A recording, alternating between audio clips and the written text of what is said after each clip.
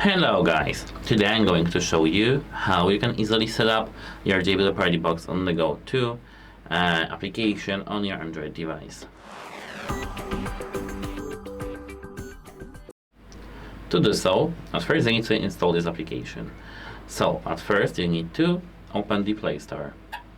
Then go to search, and now here you need to search for the JBL Partybox. As you can see, this is here, JBL Partybox.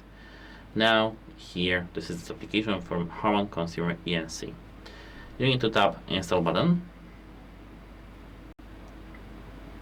and wait a moment. Now it's installed. You need to tap open, and now as you can see, it is here. We can tap now get started, but if you want to know how to set up your speaker with your application, you can check out from the video for that. Goodbye.